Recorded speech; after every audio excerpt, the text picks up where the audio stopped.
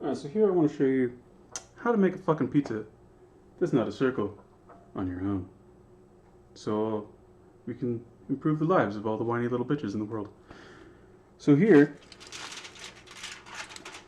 I have, this has been sitting in this pan for maybe close to maybe 2 hours at this point.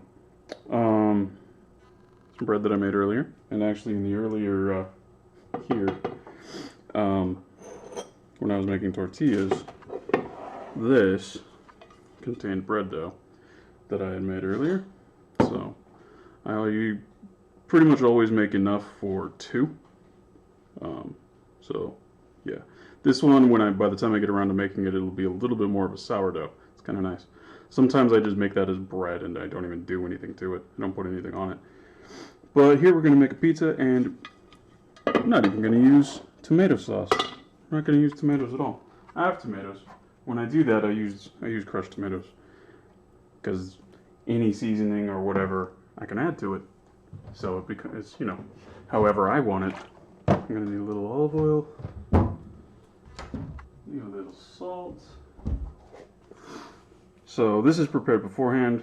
I put a little bit of, just a drop of olive oil on the pan and moved it around, and then with that olive oil on my hands, I split the dough, and then I flattened it out with my fingers. And it's obviously not perfect. That's fine, but it's nice and fluffy now, so I don't really want to mess with it too much. And the oven is cold. This is a cold oven recipe. Very, very easy. But of course, when I tell people online, when I just write it out, they'll say that I don't know what I'm doing. How could you possibly make flat dough? How could you possibly flatten dough without using a rolling pin? How could you possibly bake anything starting with a cold oven? You have to preheat. Yeah, no. How can you possibly make tortillas without a tortilla press? Right. Whiny bitches. Okay, so pretty much what we're going to be doing is I'm going to make a sort of a simple sauce based mostly on garlic. So this is it's already minced. It just makes life easier. Fresh garlic is, of course, beautiful, and I would say it does taste better, but I'm lazy.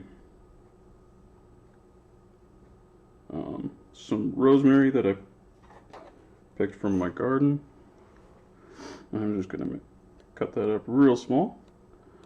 See here, I don't even need a cutting board. Just use scissors.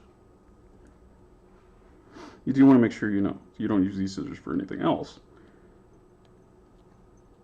You want to keep them clean, but you don't even need a freaking cutting board. And this is useful for a lot of things that a cutting board isn't good for. So you can sort of reduce the shit that you have in your life. I do have a cutting board, by the way.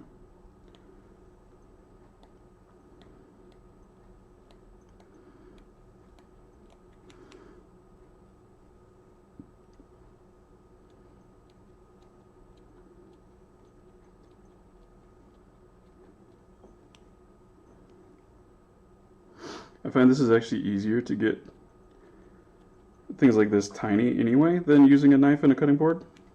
It just is. And then about, I don't know, 5, 6, 7 or so basil leaves that I got out of my garden just now. And with these guys, I usually kind of get them all together and fold them in half.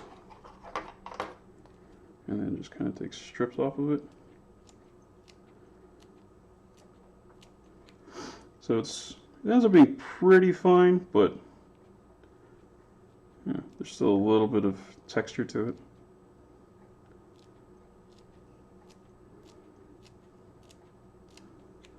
And if you kind of alternate directions, it sort of controls the length on that. And this plant is a little on the old side, so a lot of the leaves have holes in them from bugs and stuff. It's fine, whatever. Just makes it a little more difficult to organize everything.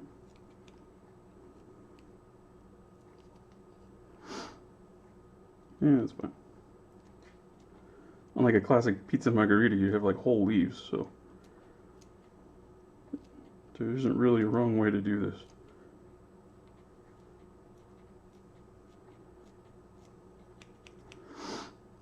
If I had made some mozzarella earlier, that would be an ingredient on here. And actually, if I was using tomatoes, I would still be doing this step anyway.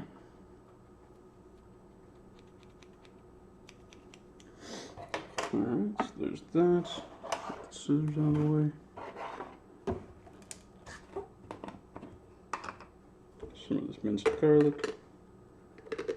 And like fresh garlic that you do yourself absolutely is probably better than this. I just have this on hand, so I'm actually going to do quite a bit.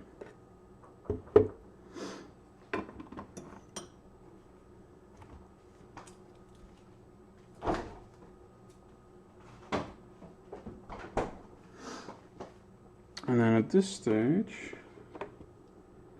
we're going to just add some olive oil.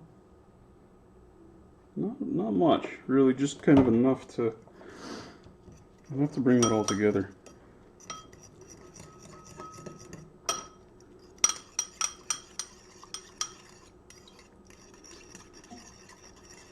So it doesn't really look like much.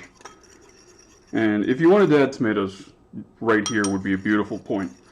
You know, mix the tomatoes in with the garlic and that olive oil. You could even add, if you wanted, a little bit of like balsamic vinegar. Actually, I might do that.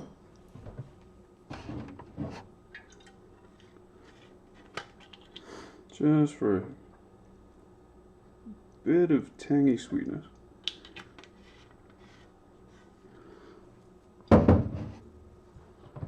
And actually, I'm done with you too.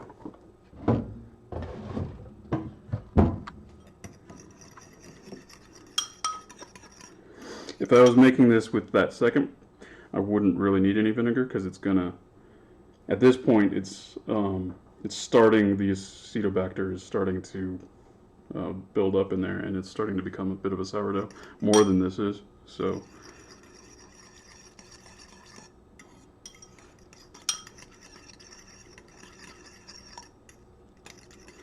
And I made this dough actually right before I started the tortillas. So at this point, basically it sat in there rising for about 4 hours ish, and then I just worked for a little bit, and I came back. So it was like after I split it, whatever, I went and worked. So it was sitting here for about maybe an hour and a half, 2 hours.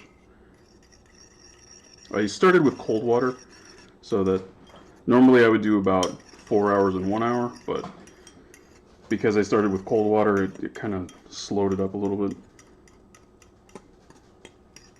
There isn't any like hard limit on how that should work.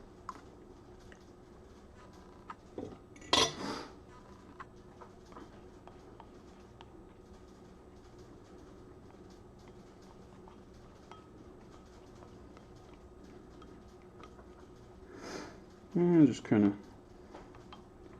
distribute this around.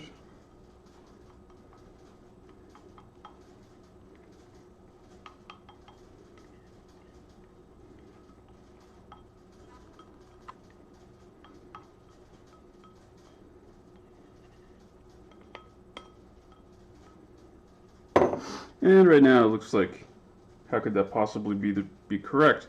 That can't possibly be enough, right? Well, it's in large clumps. So we actually distribute this around nicely.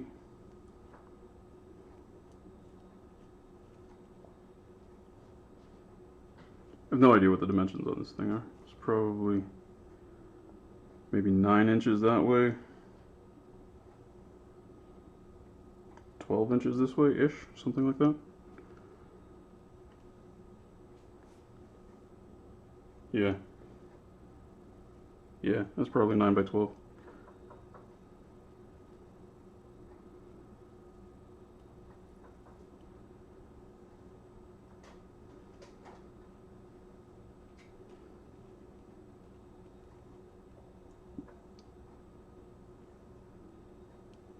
Oh, I don't have any.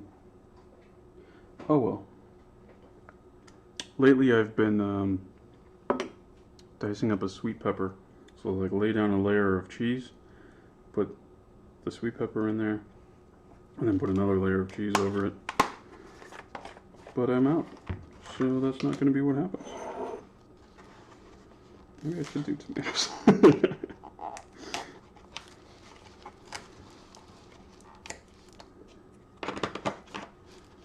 No, this is just Parmesan. Cheap, like Walmart Parmesan.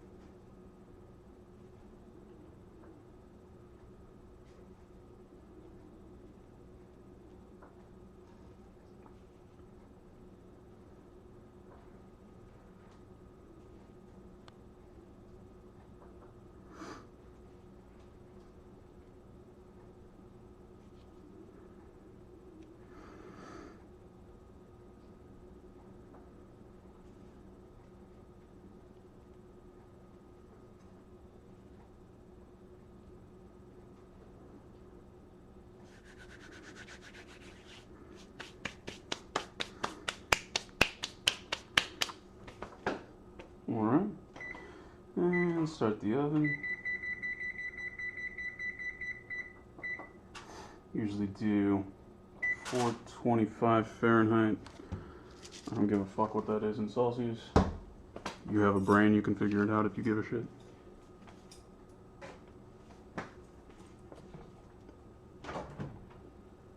And right now it's cold, right?